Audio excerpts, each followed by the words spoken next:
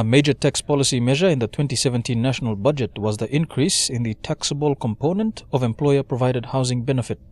At the time the 2017 budget was passed, the government had argued that this measure was considered on equity grounds. Housing allowance received in cash is taxed in full, while the value of employer-provided accommodation is taxed at the very low and stagnant concessional rates. However, actual values of employer-provided accommodation, especially in major cities around the country, have been steadily increasing portions of the total compensation of employees. It was for this reason that the Tax Review Committee recommended the introduction of only very high-cost house or flat at the top of the table of prescribed values of employer-provided accommodation. But the revised legislation introduced two new tiers, upmarket and very high cost. In light of this, the National Research Institute carried out a study into the perception of these changes. People have got mixed views. Some people think it's a good thing to do, and I think just because maybe they look at the housing, that some people have houses, some don't. So those who don't have probably would say tax them, tax those who have. But of course those who have it will have expressed their view that they're not really for it.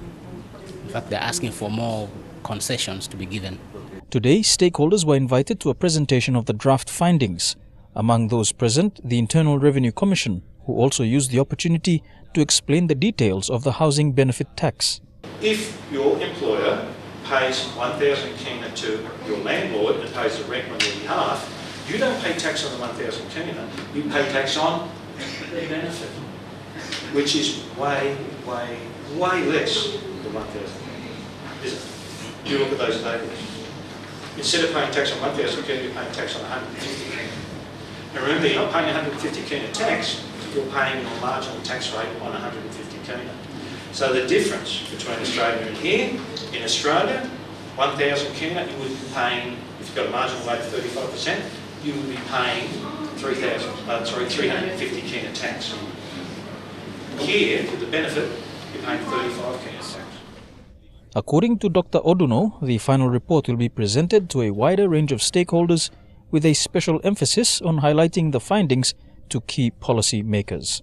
Again, the employees themselves should also be aware of this. They are the people who are paying tax. In a nutshell, you would say everyone is a stakeholder. Merabatulo, National EMTV News.